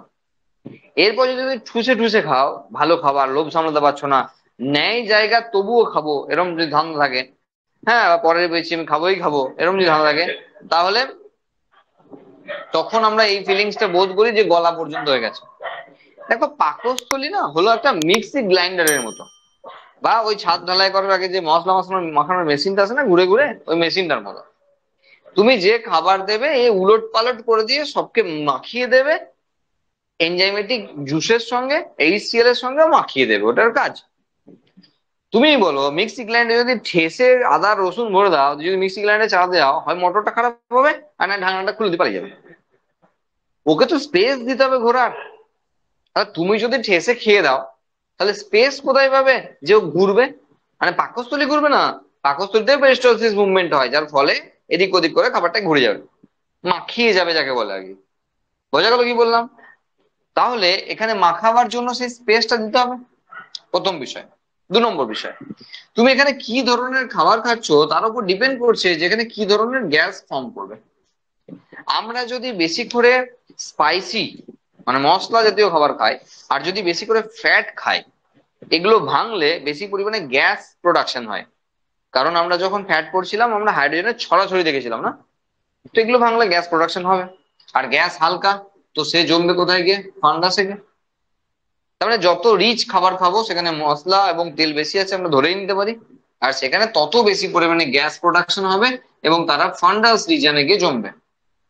তার উপরে আছে হার্ট বাবাজি, তাহলে সে যখন পাম্প করার চেষ্টা করছে, তখন কেউ একজন কোন একটা জায়গাকে ঠেলে আটকে দিচ্ছে, ফান্ডাস ঠেলছে উপর দিয়ে, বুকের মাঝখানটা ব্যথা ব্যথা করছে। যে কেউ বলবে, বলবে গ্যাস হয়েছে, বুকের মাঝখানটা ব্যথা ব্যথা করছে, বলবে গ্যাস হয়েছে তোর, বোঝা গেল? কারণ পাকস্থলীর ফান্ডাস উপর দিকে চাপ দিচ্ছে, হার্ট তার নিজের মতো পাম্পিং করতে পারছে না, কোন একটা জায়গায় সিগন্যাল দিচ্ছে ব্রেনকে, সামলা, আমার অসুবিধা হচ্ছে। বোঝা গেল কি বলছি? এটা হলো একটা বিষয়। 2 নম্বর বিষয় হলো, যখন আমরা এরকম খাবার খাই, যখন দেখলো যে না পাচ্ছি না আর, খেয়ে তো নিয়েছি, পেট বুঝছে আমি আর পারছি না এটাকে হজম করতে, তখন আমরা বলি ইনডাইজেশন। এবার খাবার নয় এমন কিছু খেয়ে ফেলেছি, যেমন নখ হতে পারে, চুল হতে পারে, বা এমন কিছু খাবার যার সেন্স কিন্তু ইজিলি এর যে মিউকাস স্তর আছে তারা ডিটেক্ট করে নেয়। এমন নয় যে তুমি খেয়ে ফেললা কিছু বুঝলো না, মুখ বুঝে নেয় তো কিছু, পেট বুঝে নেবে, ঠিক মানে পাকস্থলী বুঝে নেবে যে এখানে খুব সেন্সিটিভ এরিয়া, এটা বুঝে নেবে যে এটা কিন্তু আমার হজমের যোগ্য নয়। ঠিক আছে, তো তখন কি করবে? তখন ও বার করে দিতে চাইবে, তখন এই স্পিংটারটা বারবার খুলতে চাইবে, খুলতে চাইবে, খুলতে চাইবে, আর তোমার বারবার একটা ভমিটিং ভাব আসবে। এরপর ঠিক জায়গা পেলে যখন খুলে দেবে, তখন বের করে দেবে। আচ্ছা, বের কেন করবে না তুমি বলো? ধরো এখানে খাবারটা খেয়েছি, এমনি নর্মাল খাবারই খেয়েছি, ভালো খাবারই খেয়েছি, কিন্তু গাডা খেয়েছি, হজম করতে পারিনি। এবার এখন পর্যন্ত যে জায়গাটা এসে পৌঁছালো না, তো এখান থেকে এর মাঝপথ দিয়ে ঢুকে, দেখো প্রথম নালীটা যেটা, সেটা তো ফুসফুসে এসে ঢুকে গেল, পরের নালীটা মানে গ্রাস নালীটা এর ভিতর দিয়ে গিয়ে নামছে এখানে। এবার এইটুকু আসতে মোটামুটি 2 মিটার মতো জায়গা সে কভার করেছে, এখনো 9 মিটার মতো জায়গা বাকি আছে। টোটাল 11 মিটার মতো জায়গা আমাদের পরিপাক নালী। তুমি বলো, 2 মিটার অতিক্রম করা সোজা, না ওইদিকে গিয়ে 9 মিটার অতিক্রম করা সোজা? বলছি, বদ হজমের খাবারটা সে পটি হিসাবে বেরোতে পারতো বার করতে পারতো, কিন্তু এখন 9 মিটার যেতে হবে তাকে, তারপরে বার করতে পারবে। তার থেকে ভালো না এদিকে বার করে দেয়। লোকে বলে বমি হয়ে গেল, ক্লিয়ার হয়ে গেল, বাবা যা ছিল সংক্ষেপে বেরিয়ে গেল। আচ্ছা, হাওয়া কি খাওয়া যায়? অবশ্যই খাওয়া যায়, হাওয়া খাওয়া যায়। কেন? তার কারণ দেখো, পৃথিবীর কোন স্থান ফাঁকা থাকে না, আমরা জানি কম বেশি। তাহলে এই জায়গায় কিছু নেই মানে ফাঁকা নয়, হাওয়া আছে। তাহলে আপাতত এখানে ধরো হাওয়া আছে। এরপর এরপর একটা দলা পাকানো খাবার, মানে খাবার তুমি খাচ্ছ, সেই দলাটা নেমে আসছে, তাহলে সে তো এই গ্যাসটাকে নিয়ে ভেতরেই ঢোকাবে, এটা হাওয়া। তাহলে এবার বারবার যখন তুমি খাচ্ছ তখন হাওয়াটা ঢুকছে, হাওয়াটা ঢুকছে, তাহলে হাওয়া খাওয়া যাচ্ছে, বোঝা গেল? তাহলে এই হাওয়াটা ঢুকে গেল। এবার তুমি আবার বলো যে এই হাওয়াটাকে বের করা এই পথ দিয়ে সোজা, না আরেকটা পথ আছে এই পথ দিয়ে বার করা সোজা? আমরা বুঝতেই পারছি এই পথ দিয়ে বের করা সোজা। আর সেই জন্য খাওয়ার পর আমরা ঢেকুর তুলে বললাম, আর লোকে বলে কি হজম হয়ে গেল, হজম ফজম কিছু হয়নি। ঢেকুর তোলা মানে কি হজম হয়ে যায় নাকি? ঢেকুর তোলা মানে হজম হয়ে যায়নি, ভালোই হলো, কারণ সংক্ষেপে গ্যাসটা বেরিয়ে গেল এদিক দিয়ে, বোঝা গেল? নাহলে গোটা এখন 9 মিটার জুড়ে ও ঝামেলা পাকাতে পাকাতে যেত। ঠিক আছে, সেটা বুঝতে পারছি আমরা ব্যাপারটা। তাহলে এই হলো মোটামুটি বিষয়। আমরা সেকশনাল ভিউ কিছু দেখলাম না, কি আছে না আছে, কোন ধরনের সেল আছে, কি এনজাইমেটিক জুস এখান থেকে সিক্রেশন হয়, সেসব কিছু দেখলাম না। আমরা শুধু পাকস্থলীর গঠন পর্যন্ত দেখলাম। এরপর দিন আমরা পাকস্থলী থেকেই শুরু করব, কিন্তু আর সেকশনাল ভিউ, তাতে কি ধরনের জুস সিক্রেশন হয়, তার কম্পোনেন্টস এবং তার পরবর্তী যে অংশগুলো আছে সেগুলো। আমরা কিন্তু পরিপাক নালীর সঙ্গে অন্য পার্ট গুলো পড়ছি, সেই জন্য মনে হচ্ছে একটু দেরি হচ্ছে। দেরি হয়নি, আমরা ঠিক টাইমেই আছি। ওকে, চলো।